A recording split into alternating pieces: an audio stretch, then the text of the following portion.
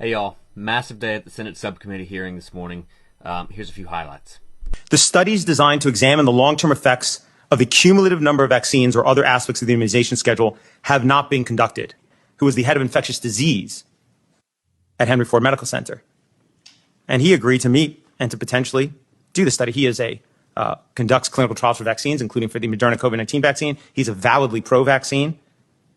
And when we met him, we argued that this was an opportunity to shut the anti-vaxxers up. To our surprise, Dr. Zerva said he would conduct the study. He recruited a chief epidemiologist and two statisticians within Henry Ford to do so. These were mainstream scientists who no doubt held orthodox views regarding vaccines. In early 2020, I received a copy of the study. It showed the results of the analysis comparing children enrolled in Henry Ford from 2000 to 2016 from birth onward who had no vaccines compared to those who had one or more vaccines. The study was based on actual medical records. Meaning, finally, a large vaccinated versus unvaccinated study using health data from a major United States health institution, something, as the IOM pointed out, never existed before.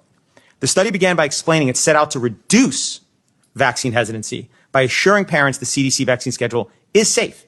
Instead, what these researchers found was that vaccinated children had 4.29 times the rate of asthma, 3.03 times the rate of atopic disease, 5.96 times the rate of autoimmune disease, and 5.53 times the rate of neurodevelopmental disorders, which included 3.28 times the rate of developmental delay and 4.47 times the rate of speech disorder. You're not a medical doctor, are you? No, sir.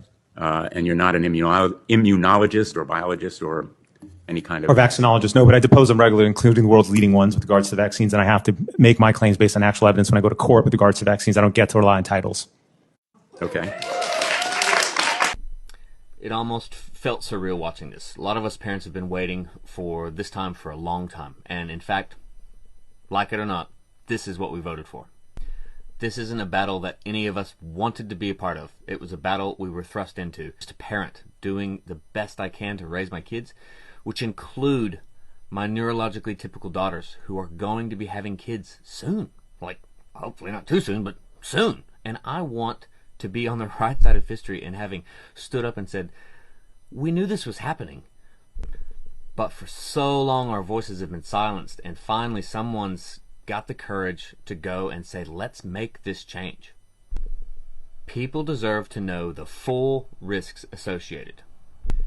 And if you've already decided that these studies are going to be bunk and they're no good and they're pseudoscience, you've already made up your mind.